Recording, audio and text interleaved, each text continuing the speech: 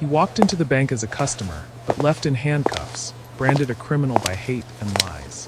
What his accusers didn't know was that their prey held the power to destroy them, and soon their lives would unravel in ways they never imagined. Before we continue, don't forget to like, comment, and subscribe for more incredible stories like this. The morning sky over the city was heavy with clouds, the kind that made everything look a little darker. Jonathan Cole stepped out of the back seat of his car and straightened his navy blue suit. His shoes were polished, his tie neat, his mind sharp. Today was not an ordinary day. He had decided to make a surprise visit to one of the branches of Penn Poet Bank. As the global head of human resources, Jonathan had the power to walk into any branch unannounced, watch how the staff behaved, and know what was wrong or right. Inside the bank, the air smelled of printer ink and floor polish. People stood in quiet lines, some tapping their phones, others filling slips. Jonathan walked with calm steps to the counter. Behind the glass sat a man in his mid-30s, his name tag shining. Blake. His jaw was square, his blonde hair neatly cut, but his eyes were narrow and hard. "Good morning," Jonathan said politely, placing an envelope on the counter. "I would like to deposit this into my account." Blake opened the envelope and froze. Inside was a thick bundle of bills, $10,000 in cash. His fingers stiffened as he flipped through them, his smile faded, replaced by a sneer. 10,000, Blake repeated slowly, his voice dripping with disbelief. "And you're depositing it under your name?" "Yes," Jonathan replied calmly. "Is there a problem?" Blake leaned forward, his voice lower now, sharp like a knife. "Where did you get this money? People like you don't walk around with this kind of cash. Unless," his lips twisted into a grin, "unless you're into drugs or fraud or crime." Jonathan blinked, stunned, his chest tightened with anger, but he kept his voice steady. "I don't know what you mean by people like me. I am here to make a legal deposit.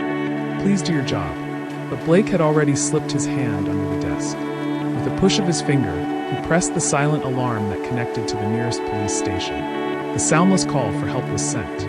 Though Jonathan had no idea yet, Blake kept stalling, his eyes bright with the thrill of what he thought would be a victory. He imagined officers rushing in, dragging this black man out in shame. What he didn't know was that the man standing before him was not just a customer.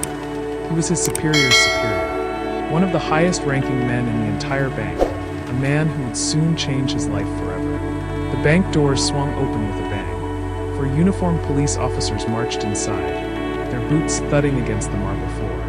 The customers turned in shock. Some mothers pulled their children closer. Others stepped aside nervously. Leading the group was Captain Harris, tall, broad, and cold-eyed. His stare was sharp, his steps heavy with authority. What most people didn't know was that Harris was Blake's cousin, and the two shared not only blood, but also the same poisoned ideas about race and power. "There he is," Blake shouted, pointing at Jonathan. "That's the criminal. I caught him trying to launder money." The officers didn't ask for proof. They didn't request ID. They didn't even ask Jonathan to speak. Harris simply waved his hand and growled, "Cuff him." Before Jonathan could open his mouth, 2 officers grabbed his arms. The cold steel of the handcuffs snapped around his wrists. The sound was loud in the quiet room. Click, click, gasps echoed through the bank.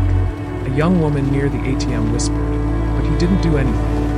An older man shook his head and muttered, "This doesn't look right." Jonathan's heart pounded, but he forced himself to stay calm. He looked around, noticing the phones raised, the cameras recording. People were watching. That gave him strength. Blake smirked, leaning back in his chair. To him, this was justice, his twisted version of it. He believed he had just exposed a criminal.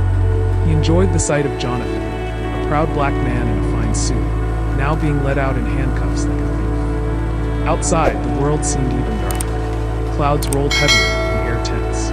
Jonathan was pushed toward a police cruiser parked by the curb. The officer's grip was tight on his arm. His wrists hurt. His pride hurt even more. But Jonathan said nothing. His silence was not weakness. It was a weapon. He knew the truth. He knew who he was. And he knew that when the time came, these men would regret every second of this humiliation. For now, he walked with his head held high, even as the cameras flashed and the whispers followed him down the street. The police station smelled of sweat, coffee, and old paper. Jonathan was shoved into a metal chair, the cuffs still biting his wrists. Captain Harris leaned across the table, his eyes burning with arrogance.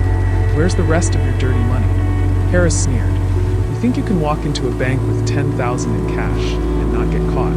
Men like you always slip up. Jonathan stared back, calm as stone. He didn't flinch, didn't blink. Then, in a quiet, steady voice, he said, "Call your chief of police and call the CEO of Penco at bank immediately." Harris sparked a laugh. "We don't get to make demands here." Jonathan simply nodded, a slight glint of determination in his eyes. He wasn't going to back down. The officers reluctantly checked Jonathan's ID, and when they did, their eyes widened. It wasn't just a regular ID, it was an official ID from Penpoet Bank. Jonathan was the global head of human resources, one of the highest-ranking executives in the bank. The room froze. Moments later, the chief of police arrived, his face storming with anger. Behind him came two senior bank executives, their expressions unreadable. The chief's voice thundered as he approached the officers.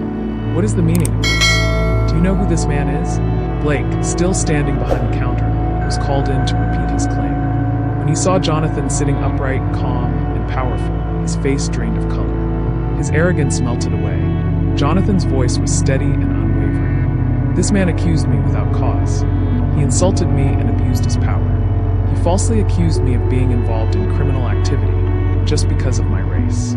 And these officers cuffed me without even asking a single question." The executives exchanged looks of horror. The chief of police's glare could have cut through steel. The tables had turned. The hunter had become the hunted. Within hours, Blake was removed from his position at the bank. His security card was taken, and his desk was cleared. He was fired on the spot. But Jonathan wasn't finished. He demanded a full investigation into Blake's record, uncovering a series of complaints about his behavior, racial slurs, and mishandling of accounts. Blake wasn't just fired. He was charged with false accusation, attempted character damage, and discrimination. The police department also launched an investigation into Captain Harris. His cousin's biased actions led to reckless abuse of power, and Harris was suspended, then removed from his position as well. The city court also fined Blake heavily, draining what little savings he had left. But the cruelest punishment was his sentence: 2 years of community service. Every morning, Blake was forced to wear an orange vest and sweep the streets outside the very bank where he once worked. Customers who passed him by whispered in disgust.